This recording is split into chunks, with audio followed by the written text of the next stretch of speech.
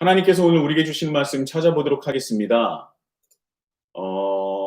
사도행전 13장 2절의 말씀입니다. 사도행전 13장 2절의 말씀.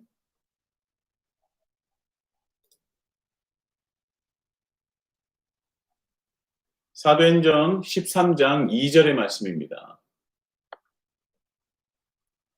하나님의 말씀을 다 같이 합독하시고 우리 하나님의 말씀을 다시 한번 눈으로 보고 또 귀로 듣고 우리 합독하시겠습니다. 사도행전 13장 2절의 말씀입니다. 시작. 주를 섬겨 금식할 때에 성령이 이르시되 내가 불러 시키는 일을 위하여 바나바와 사울을 따로 세우라 하시니. 아멘. 할렐루야. 아멘. 오늘도 우리 히즐라이프 공동체는 하나님께 최고의 예배를 드리기를 소망합니다. 지난주 설교 중에 우리가 하나님을 믿으면 우리의 삶의 원리와 이치, 어떻게 보면 세상 속에서 배웠던 통념이 완전히 뒤집어진다라고 말씀을 드렸었습니다. 세상에서는 당연히 우리에게는 당연하지 않은 것이에요. 세상에서는 당연하나 우리에게는 당연하지 않은 것이 생기게 된다는 것입니다. 이것이 믿음의 시작점이라는 거예요. 다시 한번 말씀드린다면 믿음이라는 것은 우리의 삶에서 예배라는 것을 플러스 알파 하는 것으로 끝나는 것이 아니라 하나님 나라의 원리, 그 이치, 그 가치로 인해서 이전의 삶과 완전히 변화된 그 이후에 그리스도인의 삶을 살아갈 수밖에 없게 된다는 것입니다. 제가 저번 주에 말씀드렸던 것 중에 하나가 뭐냐면 원수까지도 사랑해야 하는 것, 남에게는 관대하나 나에게는 엄격할 것. 군자는 대로라고 얘기하지만 성경은 좁은 길과 좁은 문으로 말씀하신다고 하죠. 이 좁은 길과 좁은 문에 대해서는 말씀으로 어떻게 우리에게 이르시냐면 생명으로 인도하는 문은 좁고 길이 협착하여 찾는 자가 적음이라 라고 말씀합니다. 그러니까 반대로 큰 길과 큰 문은요, 생명으로 인도하는 문이 아니라는 거예요. 오히려 생명으로 인도하는 문은요, 좁을 수밖에 없고 협착할 수밖에 없어서 찾는 사람이 적다라고 얘기를 합니다. 이게 바로 마태복음 7장 13절의 말씀이죠. 그 길이 쉬운 것이 아니라는 것을 분명히 우리에게 말씀하고 있는 거예요. 아마 이 말씀을 편하게 들으실 수 있는 분은 거의 없을 겁니다. 부담이 되죠. 혹여 부담이 안 된다면 그분은 이 말씀을 진심으로 받아들이지 않았을 가능성이 큽니다. 이 말씀이 내 말씀이 되고 내가 이루어야 할 가치가 된다면 좁은 문과 좁은 길은요, 너무나 내 삶 속에서 어렵고 또 부담으로 다가올 수밖에 없는 것이 현실이에요. 그래서 저는요, 그리스도인은요, 거룩한 부담감을 가지면서 살아가야 하고요. 거룩한 부담감은 어떻게 보면 그리스도인이 가질 수 있는 특권이라고 생각합니다. 근데 여기서 끝나는 것이 아니에요. 세상은요, 받는 것에 익숙하고 그것을 자기의 권리라고 생각하지만 성경은요, 주는 것이 먼저라고 말씀하고 있어요. 또 이런 수많은 어떤 사회 통념적이나 세상 속의 가치나 원리들을 뒤집는 그런 말씀들은요, 성경에 너무나 많아서 제가 일일이 다 말씀을 드릴 수 없다고도 제가 말씀을 드렸었습니다. 성경의 말씀이 왜 우리에게 부담이 되고 힘든 것들이냐면 우리가 어려서 듣고 배웠었던 원리나 가치와 이 모든 것들에 상반되기 때문이에요. 또 우리는 어려서부터 무엇을 배웠습니까? 공부를 하면서도요, 같이 함께 성장하기보다는요, 경쟁에 대한 것들을 자연스럽게 배웠고요. 경쟁에서 살아남는 자가 승리자라는 공식이 머리 깊숙이 우리에게 박혀 있는 것은 사실입니다. 여러분, 경쟁이라는 게 뭐냐면 잘못된, 온전한 경쟁이라기보다는 잘못된 경쟁은 뭐냐면 누군가를 이겨야 하고 딛고 일어서는 것을 말합니다. 우리는 그렇게 배웠어요. 그런 교육에 대한 그 영향과 또 살아가면서 자연스럽게 익혀왔었던 모든 세상적인 가치와 원리들은 하나님의 말씀을 듣고 배울 때에 우리를 가장 괴롭히는 존재가 됩니다. 그래서 부담이 되고, 그래서 때로는 하나님의 말씀을 외면하고 싶은 것도 사실이에요. 이렇게 합리화하죠. '꼭 그렇게까지 살아야 되는 건가?' 라는 생각이 들기도 한다는 것입니다. 그런데요, 저는 이런 고민을 하는 분들은 그나마 감사하다고 생각해요. 그래도 말씀을 보고 고민을 하시는 분이기 때문이죠. 근데 요즘은요, 대부분의 그리스도인들은요, 이런 고민에조차 이르지 못한다는 것이 사실이고 현실입니다. 하나님을 믿는다고 하지만 내 삶과 하나님을 믿는 것과는 별개로 생각하는 분들이 생각보다 너무나 많아요. 그러니까 교회에서 생활하고 예배 드리는 것 따로, 내가 그 이외에 뭐 가정 생활이나 직장 생활이나 학교 생활이나 친구들의 관계나 뭐 가족들의 관계나 이런 것들은 다른 것이다, 별개다라고 생각하는 분들이 많다라는 것입니다. 어떤 분은 저에게 이렇게 말씀하셨어요. 목사님, 교회 생활이 있고 가족 생활이 있고 학교 생활이 있고 직장 생활이 따로 있는 겁니다. 라고 당당하게 저에게 말씀하시는 분이 있었어요. 그 당당함에 제가 압도된 적도 있습니다. 제가 그것이 아니라고 얘기하면 제가 혼날 것 같은 그런 느낌 같은 느낌이 있잖아요. 저는 그때 성경에서 보면 교회 생활과 학교 생활과 가정 생활과 그 모든 생활을 함께 통틀어 신앙생활이라고 합니다라고 말씀을 간단하게 드렸던 것 같아요. 만약에 우리가 진심으로 하나님을 믿어서 하나님 뜻대로 살아가길 원한다면 분명히 우리가 가지고 있었던 수많은 세상적 가치와 원리가 하나님 나라의 원리 가치와 부딪힘을 경험할 수밖에 없습니다. 서로 절대 양립할 수 없기 때문이죠. 그래서 우리는요, 하나님을 믿는다라고 얘기하면, 또 때로 우리가 하나님을 만났다라고 한다면 반드시 내 자신이 깨어지는 것을 경험하게 됩니다. 깨어지는 것을 경험할 수밖에 없어요. 그리고요, 반드시 깨어져야 돼요. 내 자신이 깨어져야 정말 크신 하나님, 창조주의 하나님, 나를 만드시고 이때까지 나를 기다리셨던 하나님을 만나실 수 있는 겁니다. 세상적 가치에 물들어 있었던 내가 깨어져야죠. 그리고 더 나아가서 세상적인 가치가 무엇이냐? 자기 중심성이라는 것을 깨닫게 되고, 자기 중심성으로 다시 회귀하려는 나와 끊임없이 싸우고 또 싸우고 또 싸우며 대적하는 것이 인생이에요. 그리고 사도 바울도요, 늘 자기 스스로도 자기를 매를 때려가면서 싸우고 또 싸우고 경주하고 있다고 우리에게 말을 전하고 있는 것입니다. 지금 우리의 그 죄성과 함께 깊숙하게 자리 잡고 있는 이 세상적인 가치는 오직 내 자신을 위한 가치이지 않습니까?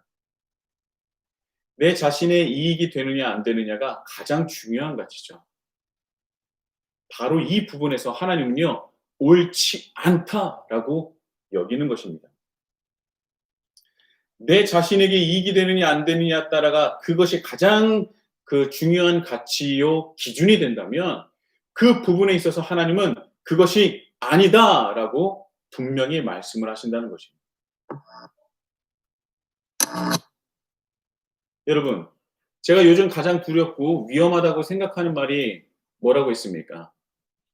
내가 행복하다면, 네가 좋다면 이라는 말이라고 했지 않습니까? 믿음을 가졌다. 내가 하나님을 믿는다라는 것은 하나님을 만나기 이전에 나와 싸우겠다라는 거예요. 그리고 깨어지겠다는 결단입니다. 그래서 하나님의 형상으로 회복하겠다는 거예요. 네가 좋다면이 아니라 하나님이 좋으시다면, 네가 행복하다면이 아니라 하나님께서 기뻐하시고 행복하시다면 이라는 그 가치로 변화되어야 된다는 것이죠.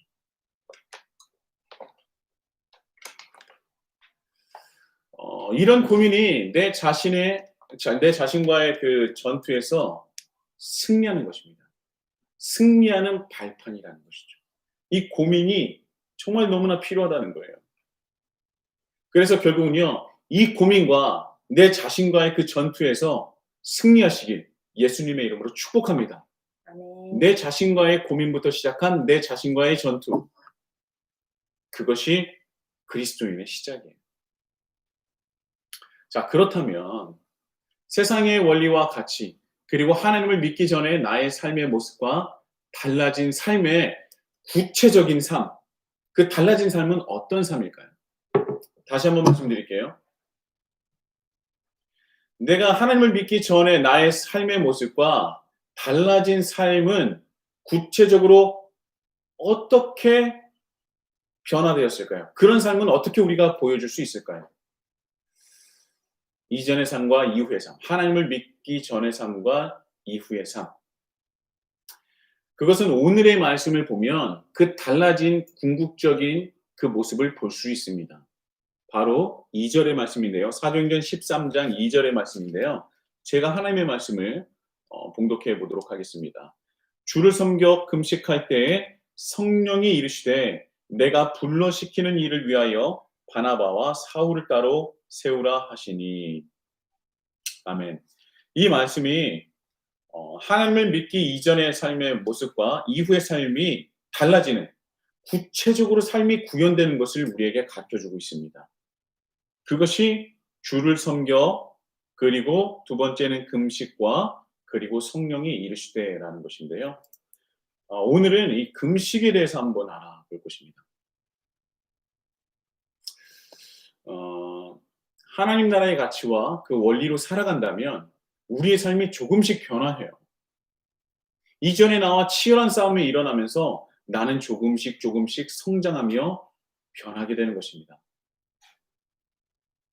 그 중에 구체적인 증거가 바로 금식이라는 거예요. 우리 그리스도인들은 금식을 하지 않습니까? 어떻게 보면 세상 사람들은 금식하는 이유는 배탈이 나서, 때로는 다이어트를 하기 위해서 금식을 하지만 그리스도인들이 금식하는 이유는 달라요. 교회를 좀 다녔다고 하시는 분들은 금식이라는 것은 한 번쯤은 다 해보셨을 겁니다. 금식을 안 했다라고 말씀하시는 분이 있다면 그분은 정말 더 대단한 분이에요. 왜냐하면 교회의 어떤 정서상 신앙생활하다 보면은 금식을 해야 될 때가 분명히 찾아오거든요.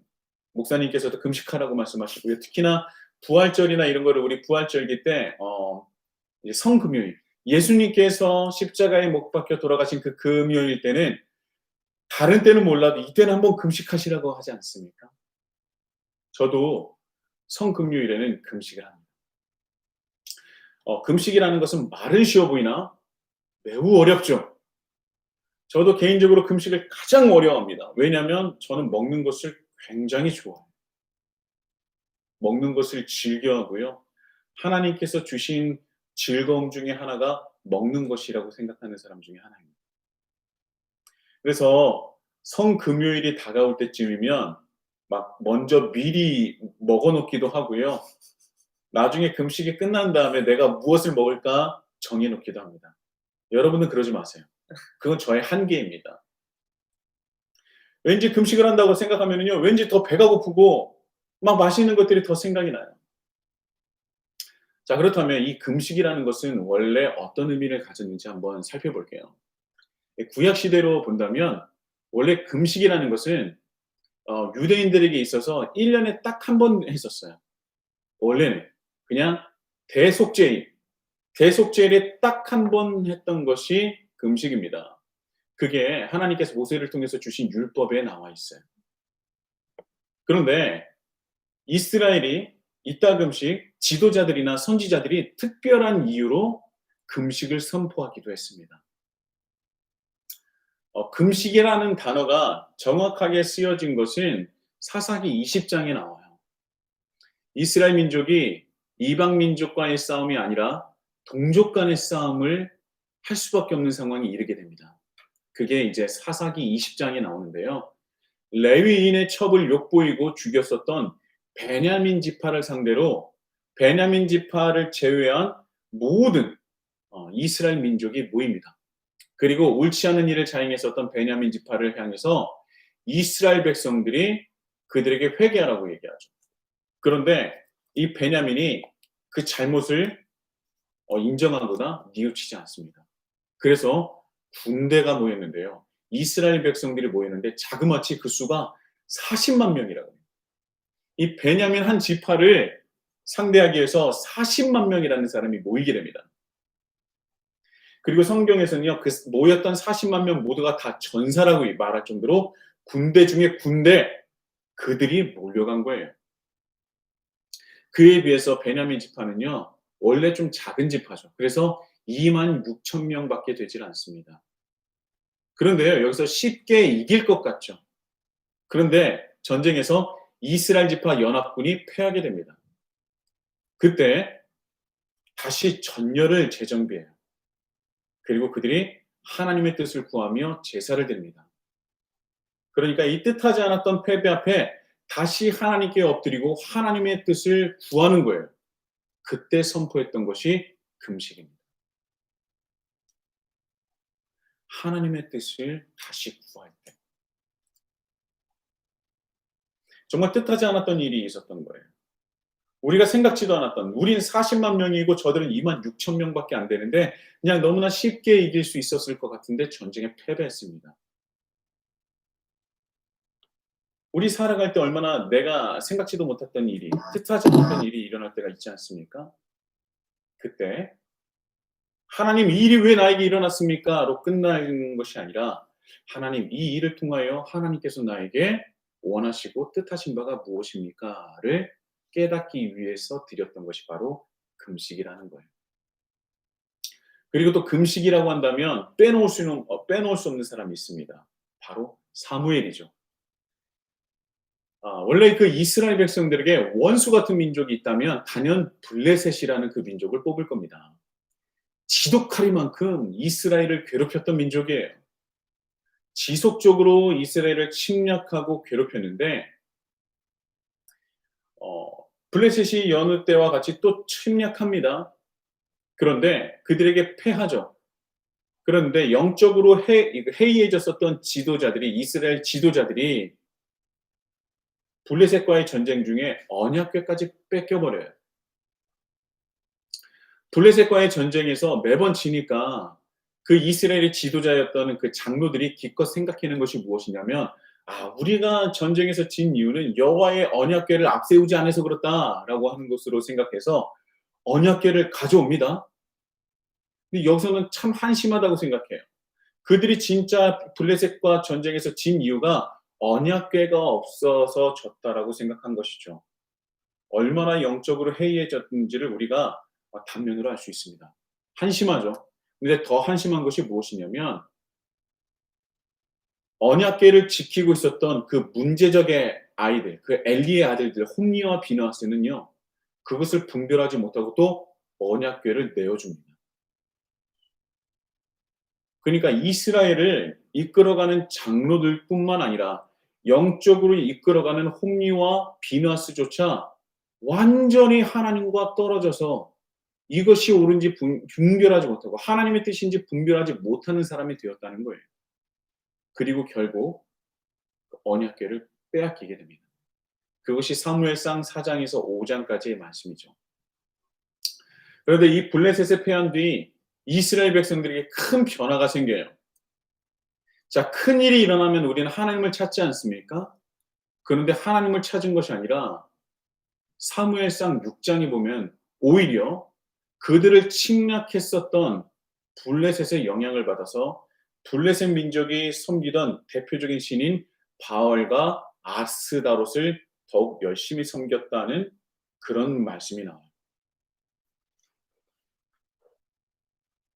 하나님보다 블레셋이 더 크게 느껴졌던 것이죠. 그래서 그런 영적인 상태를 보고 사무엘이 온 이스라엘 민족을 미스바라는 곳으로 모이게 합니다. 그리고 바알과 아스다롯을 섬기는, 블레셋이 섬기는 그 신을 섬기는 이스라엘 백성들에게 바알과 아스다롯을 깨어버리고 버려버릴 것을 촉구해요. 그리고 회개를 촉구합니다. 그래서 이 미스바에서 모이게 한 이 미스바의 회개, 미스바의 기도라는 그 역사적인 일이 일어나는 것이죠. 그리고 그때 회개를 촉구할 때 사무엘 선지자가 명했던 것이 바로 금식이에요.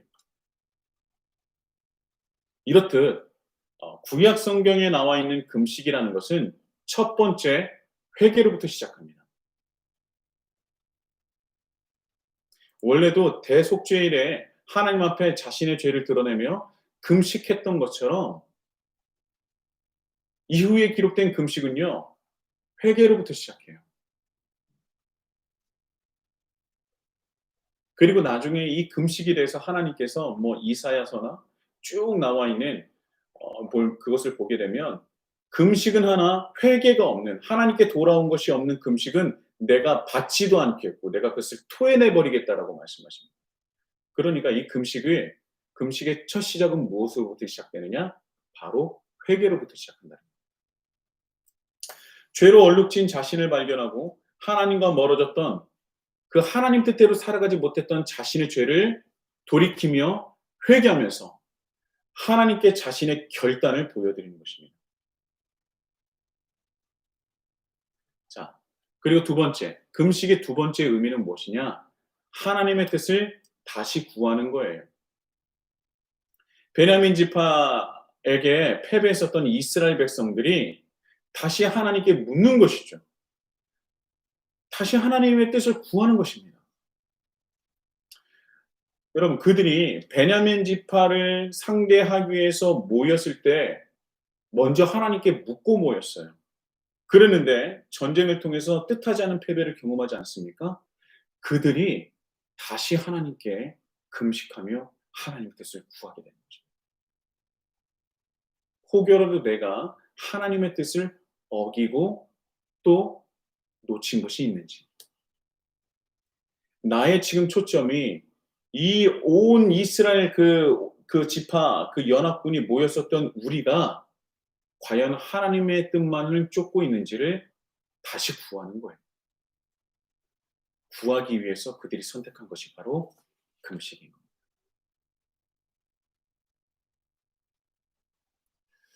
우리가 삶에서 흔히 말하는 것 중에 뭐가 있냐면 내가 요즘에 하나님과의 관계가 좀 멀어졌어. 내가 하나님과의 관계가 예전만처럼 좋지 않아. 그런 것을 우리가 말하지 않습니까? 그것은 무엇을 뜻하냐면 그만큼 내가 하나님의 뜻과 반대되는 삶을 살아갔다는 거예요. 그때 우리에게 필요한 것이 금식일 겁니다. 회개하죠. 그리고 회개로서 끝나는 것이 아니라 하나님의 뜻을 구합니다. 하나님, 내가 어떻게 해야 합니까? 나를 향한 하나님의 뜻이 무엇입니까? 다시 한번 말씀드린다면 금식의 의미는요. 첫 번째는 회개요. 둘째는 하나님의 뜻을 구하는 것입니다. 그런데 한번 우리가 이제까지 했었던 금식에 대해서 한번 돌아봤으면 좋겠어요. 우리들이 흔히 했었던 금식은 어떻습니까? 그 안에 정말 금식의 본질인 회개가 담겨 있습니까? 하나님의 뜻을 구하는 기도가 담겨 있었습니까?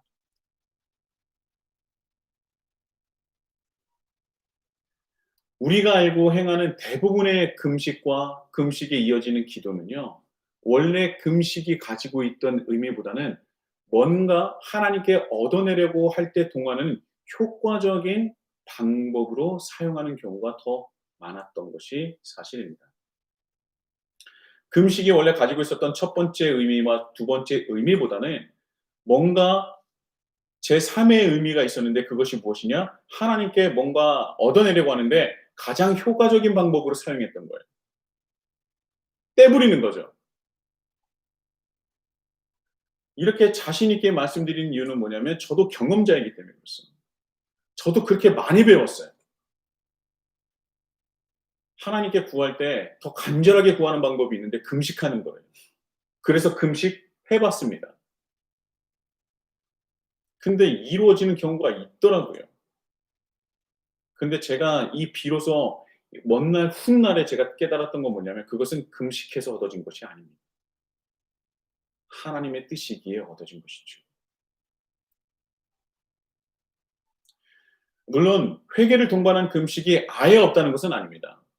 그런데 주로 사용하는 것은 하나님께 떼부리기식의 금식이 더 많다는 것이죠.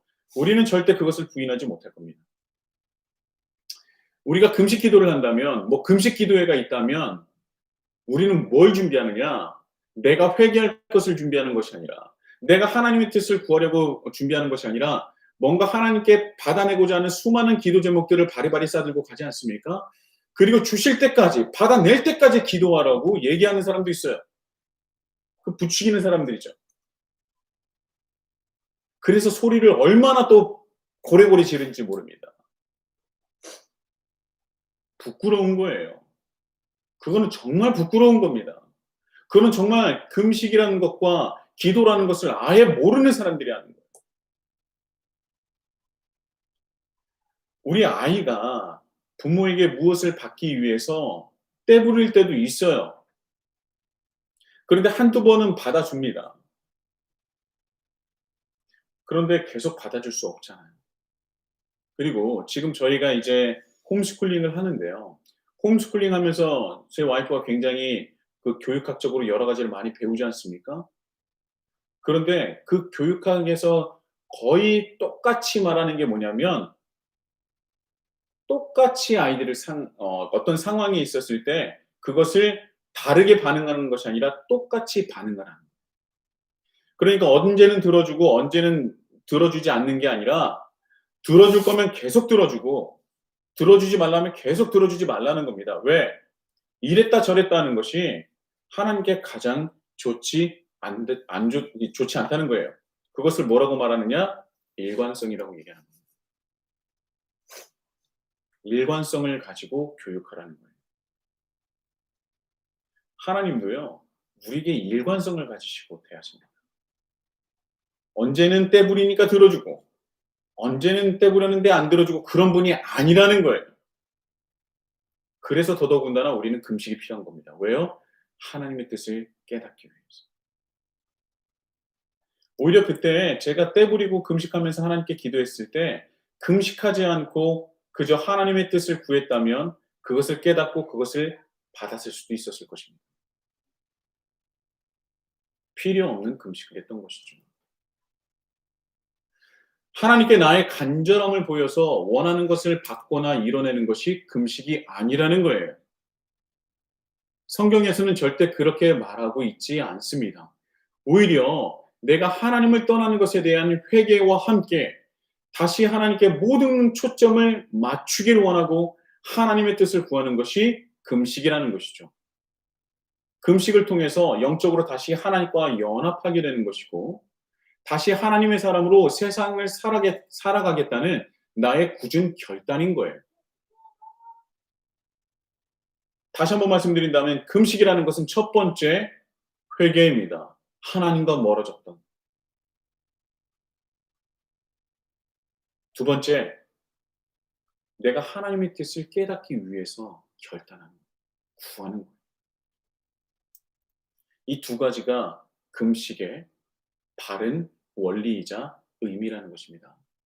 그런데 여기서 금식이라는 것을 김영국 목사님은 한 가지를 더 말씀하세요. 금식이라는 것은 무엇이냐? 내가 느끼는 즐거움을 하나님을 위해서 기꺼이 내려놓는 것이다 라고 말하고 있어요. 말씀하고 계십니다. 그래서 하나님만이 나의 가장 큰 기쁨이며 나의 영광이십니다 라는 것을 하나님께 기도한다는 거예요. 그것이 금식 기도라는 것이죠. 그래서 먼저는 자기가 가장 즐거워하는 것이 무엇인지를 생각해보고 그것을 주님을 위해서 내려놓는다는 것입니다. 음식일 수도 있어요. 그리고 핸드폰일 수도 있습니다. 스마트폰 요즘에 많이 들고 다니지 않습니까? 인터넷, 취미생활 등등이 있을 수 있어요.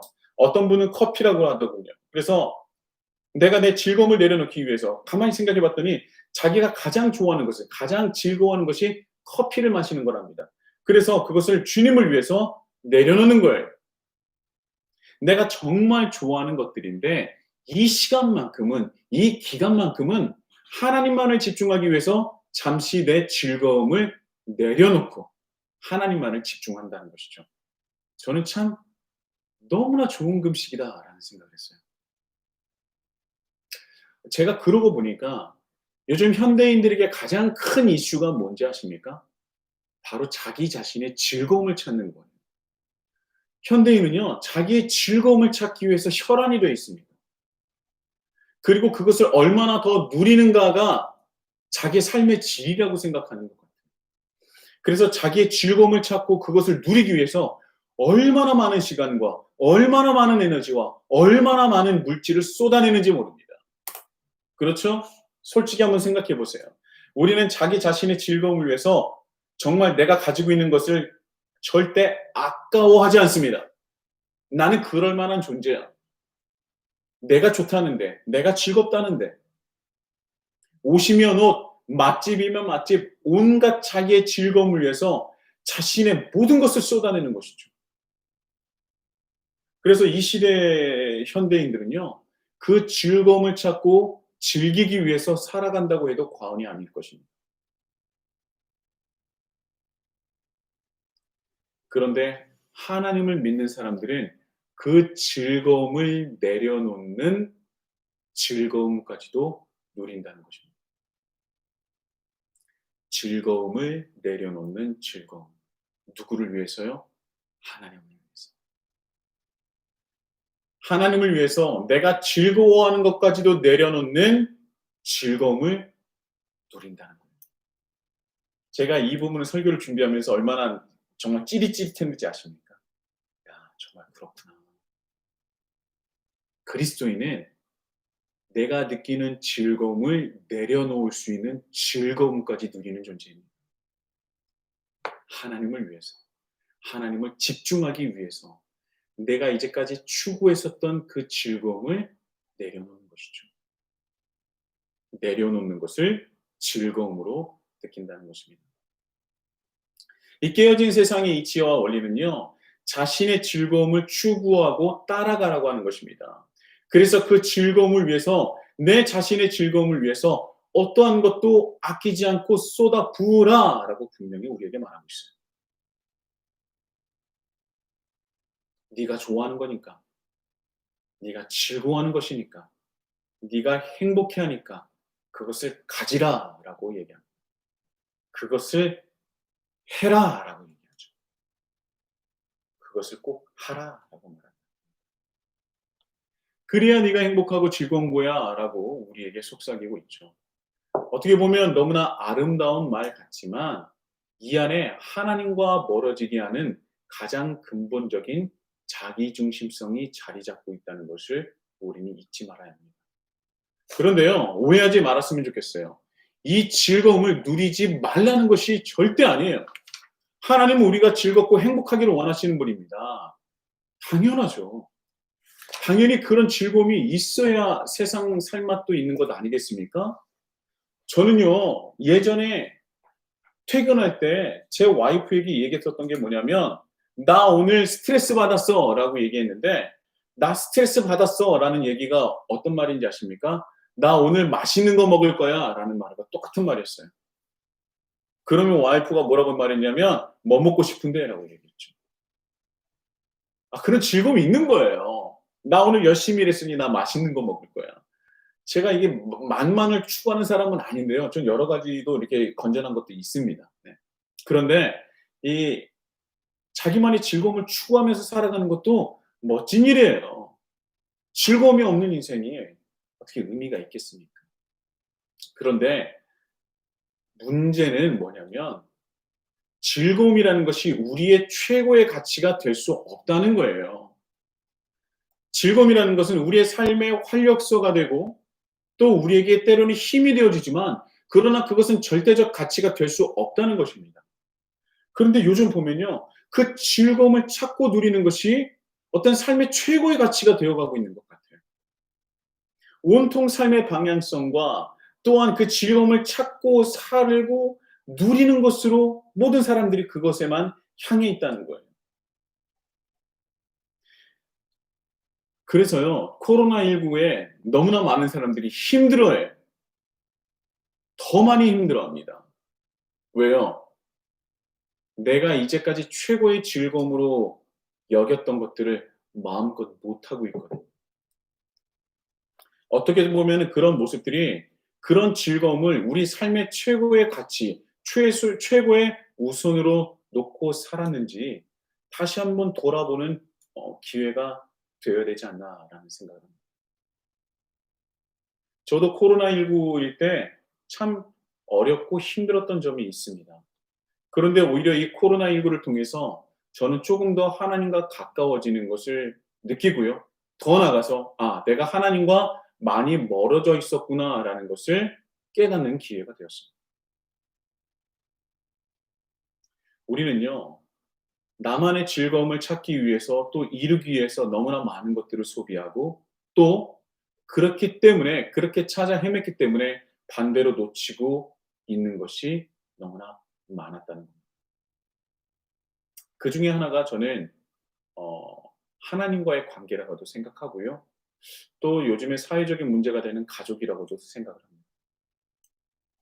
여러분 한번 가족을 생각해 보세요. 우리가 가족을 생각한다면 가족을 포스터로 인제 생각을 한다면 대부분의 사람들이 한 식탁에서 음식을 나누며 뭐 아버지와 어머니와 자녀들이 함께 웃으면서 음식을 나누는 것을 생각하지 않습니까?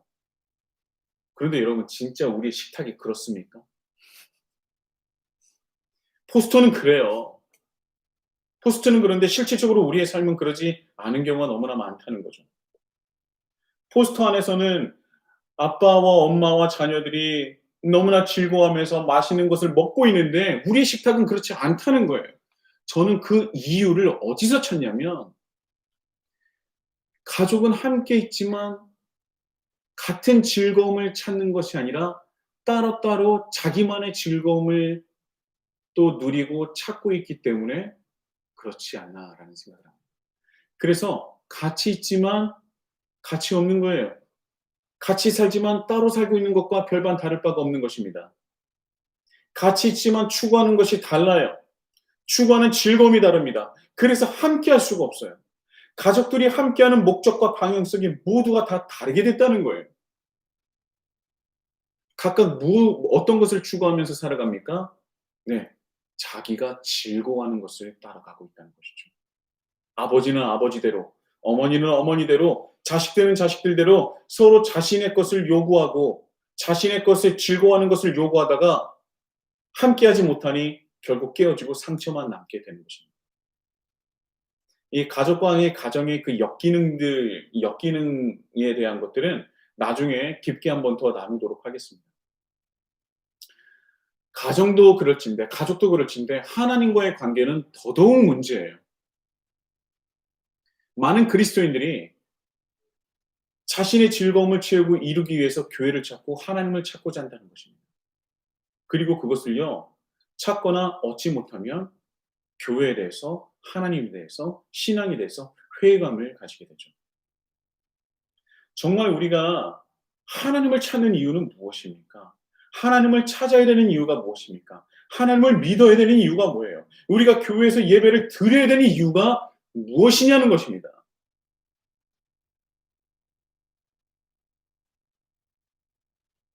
내가 얻고자 하는 것을 얻기 위해서 교회를 찾고 하나님을 찾는다는 것이 아니라는 것입니다. 교회라는 것은요. 오히려 자신의 것을 얻기 위해서 찾는 곳이 아니라 오히려 자신의 것을 내려놓기 위해서 찾는 곳이에요. 자신의 것을 이루기 위해서 찾는 곳이 아니라 오히려 반대로 하나님의 뜻을 이루기 위해서 찾는 것이 교회요. 바로 하나님이라는 거죠. 그래서 그리스도인은요. 하나님을 만나게 되면 자신의 즐거움을 내려놔야 돼요. 그리고 하나님만이 나의 기쁨이시며 가장 큰 즐거움이시라는 것을 회복하고 확인하는 곳이 되어야 된다는 것입니다. 그것이 바로 교회예요. 어렵습니까? 우리가 모르는 바는 아닐 겁니다. 그런데 이 시간 저는 그것을 다시 확인시켜 드리고 싶은 것이죠. 교회는 내가 원하는 것을 얻기 위해서 찾는 것이 아니라 오히려 이제까지 내가 바라고 얻기 원했던 것을 내려놓는 것입니다. 그리고 세상적인 즐거움이 아니라 하나님을 만나는 것이 또 하나님만이 나의 가장 큰 즐거움과 기쁨이며 행복이라는 것을 고백하는 것입니다. 그것을 회복하는 것입니다. 세상은 자기 즐거움을 추구하며 살아가야 된다고 말을 하지만 하나님을 믿는 그리스도인은요, 하나님의 것을 즐거움으로 삼고 추구하는 존재라는 것을 잊지 않으셨으면 좋겠습니다. 금식은 이제까지 자신의 즐거움을 추구하며 살았던 내 자신을 회개하며 다시 하나님께 나아가는 것부터 시작합니다. 그리고 자신의 즐거움을 추구하며 살아가며 그때 놓쳤었던 하나님을 다시 집중하여 하나님의 뜻을 깨닫기 위해서 금식을 하는 거예요. 실제로 사람이 금식을 하면요, 신체적인 기능이 떨어질 수밖에 없습니다. 그런데 반대로요, 사람의 오감은요, 극도로 발달하고 예민해진다고 하죠. 여러분, 금식 한 3, 4일 해보세요. 내 앞에 있는 사람이 무엇을 먹었는지 평소에는 관심도 없었고 냄새도 나지 않았는데 그가 무엇을 먹었는지 알 수 있다니까요. 햄버거로 말한다면 그가 먹었던 것이 맥도날드인지 버거킹인지 알 수 있어요.